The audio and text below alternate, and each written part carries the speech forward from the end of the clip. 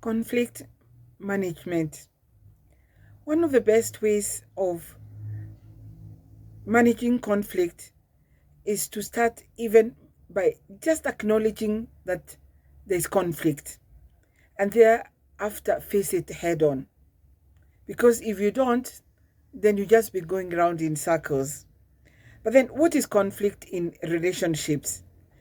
I think briefly put, um, like the way the founder of Mediation Training Institute explains, a conflict is a condition between people who are interdependent.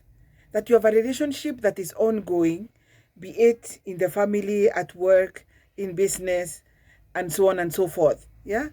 And then in that relationship, one or both parties are angry with the other. Yeah. And then they find fault. And as a consequence of that, they choose behavior that can cause a problem to that relationship. And that behavior is basically like two ways. It's like two ways of facing that situation, either by distancing oneself from the other person or by coercion. Yeah. Or sometimes we call walk away or power play. It's like fight or flight, kind of choice that we make when we realize that we are angry with the other, or one person is angry with the other, and then we start finding fault. Yeah.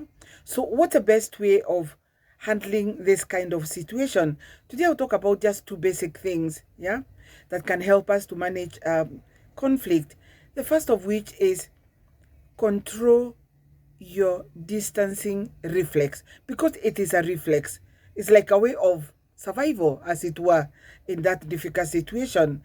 And that distancing reflex can be that distancing, which sometimes we call flight, is, for example, avoiding the other person, withdrawing from them, um, giving them silent treatment, the typical kneel by mouth that we hear so often about, especially in marriages, or I don't know, whatever you it's like, I want to keep off. I want to keep off from this person. It's what I can kind of survive.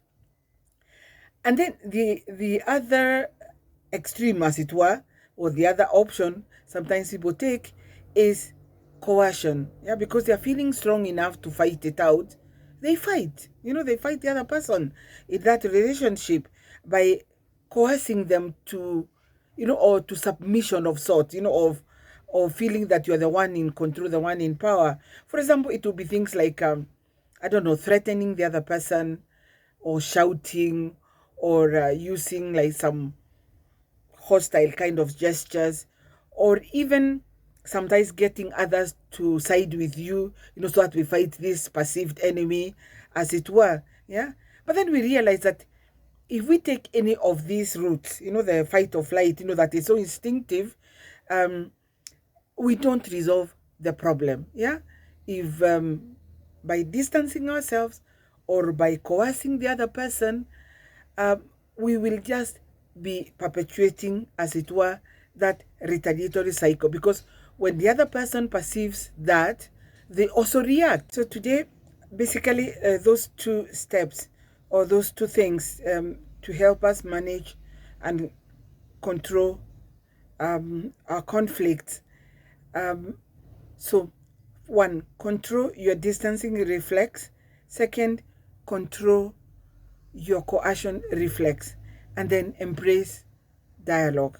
And that's what mediation is all about, whether it is self-mediation or whether you're going to engage a professional mediator to help you resolve that conflict. But face it head on so that you can get a solution. Keep up with us on this channel, where I explore many things on how to manage conflict and about mediation as one of the ways of how we can resolve our disputes and our conflicts.